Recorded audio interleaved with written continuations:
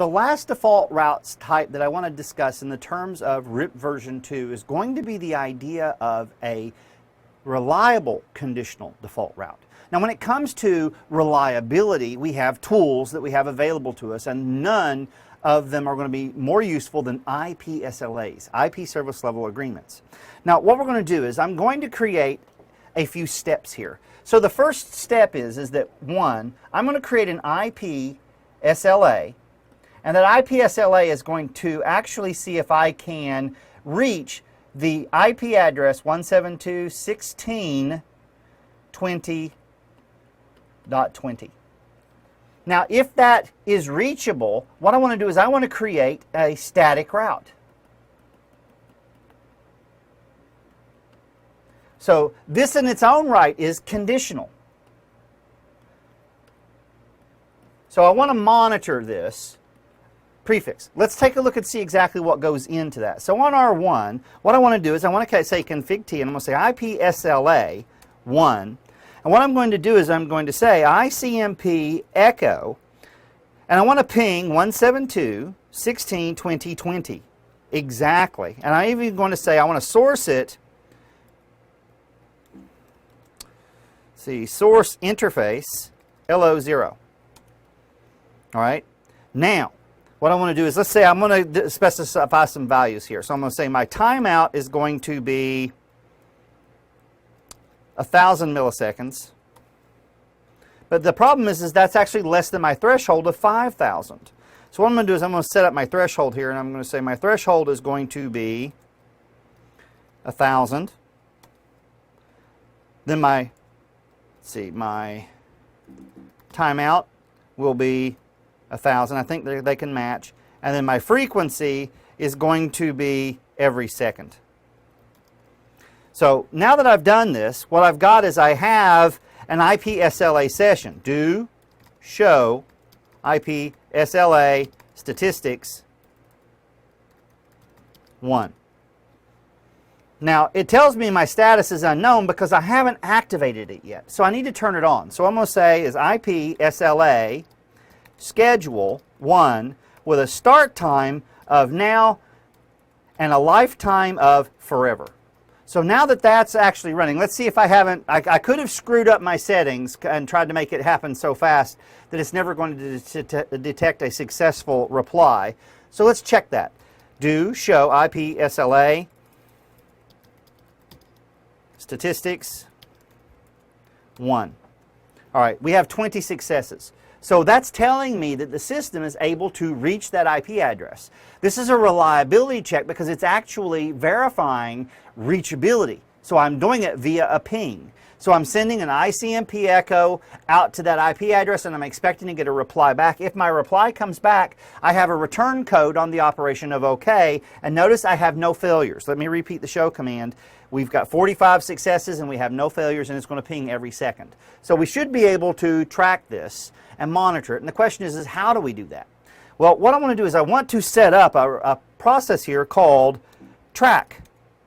Now what I'm going to do is I want to track and give it a number. I'm going to just say 1. It doesn't have to match the IP SLA setting, but I do want to say track object 1, and that object is going to be an, let's see, IP SLA, and I want to use IP SLA 1. So now we've got 2 conditions. So first of all, do show IP SLA statistics 1 is returning a number of failures of 0 and a return code of OK. Now, as long as it's returning a return code of OK, my tracked object show track 1 is going to come back, do show track 1, is going to come back and say that it is up because I'm monitoring and tracking the state of my IP SLA. Now what I want to do is this. Based on this, now what I want to do is generate an actual static route. So what I'm going to do is I'm going to create a static route here that's going to say IP route, and the static route that I'm going to create is going to be 101, 101, 101, 101, 255, 255, 2550. Actually, we'll use 0. So that's the network and the mask. And what I'm going to say is I'm going to send this to null 0, but I want to do it only if my track 1 object is alive. So if my track 1 is returning a code of up, then I want to generate this prefix. Let's watch what happens. So show IP route. Notice now, well, let's see, IP route static. Notice now I have a static prefix going to null 0. Now if I go over to R20 and shut down the interface for 172.16.20.0/24, and then I return over to R1, this prefix should be removed. So now it's not in my table. But how does that help me with regard to generating my default prefix, my default route? Well, now all we do is we've got the reliability component that's taking place because of the IPSLA. Now all I want to do is be able to, again, create a route map that's going to monitor and use an IP prefix list that's going to monitor that static route that we're creating. So first of all, what we'll do is let's go over to R20 and bring that interface back up. No shut. Now when I go over back to R1 and I re-execute this, it should return to my table. So show run pipe include. Oh, there it is. Track state went to up. Now it'll be in my table. There it is. Now what I want to do now is I'm going to use an access list, I'm sorry, not an access list, an IP prefix list to track this particular network. So again, let's do this. Config T. So what I'm going to do is I'm going to say IP prefix list sequence number 10 permit, not permit, what am I doing? Give it a name. And let's say, we'll say bogus route permit. And what am I doing? Sequence number permit. It's after the sequence number. Sorry.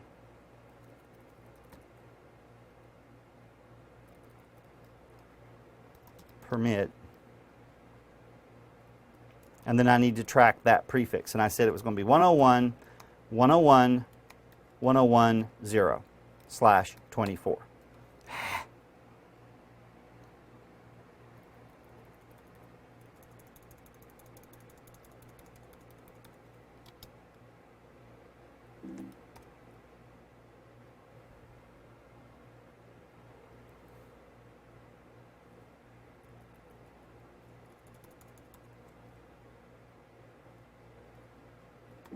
Pardon me on the syntax.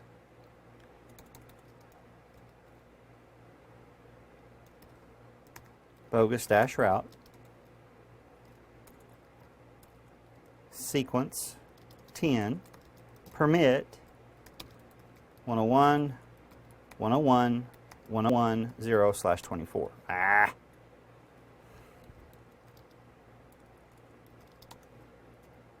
/24. Do show IP prefix list bogus_route. And there it is. So it's showing up in my table now. So what I'm doing is I'm using the IP prefix list to look for that dummy prefix that we had. So now what I want to do is I need to create a route map. I'm going to say route map, and I'm going to say track bogus_route permit 10, and I'm going to say match IP address prefix list, and the prefix that I want to track is going to be bogus route. Enter, exit. Then we go to router RIP, and then what I do is just simply do default dash information originate route map, and it was track bogus route. Do show route dash map. Track bogus route. Right there it is. So hopefully I got everything correct. So now, based on that prefix appearing on my routing in my routing table, am I generating a default route? Show IP route static. Actually, it won't be static. There it is. A default prefix. We can even scroll up and see gateway of last resort is set. Now what I want to do is I want to go over to R20 and bring that interface down. Shut. Go back over to R1.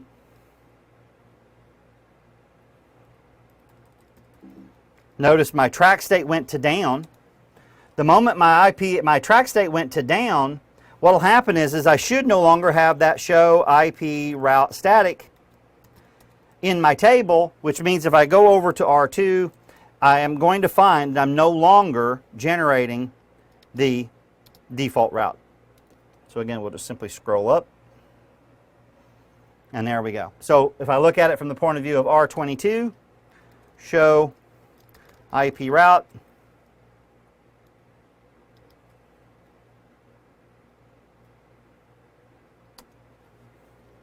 Gateway of last resort is not set. If I return over here to 20 and say no shut, then return to R22, what will end up happening is the system will ultimately advertise it. Let's wait a little while.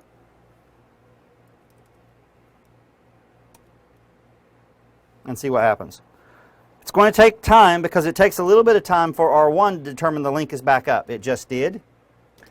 Show IP route static. The prefix should now be in my routing table, which it is. Now that it's in my routing table, if I go over to R22, I should see that I now am advertising it from R1.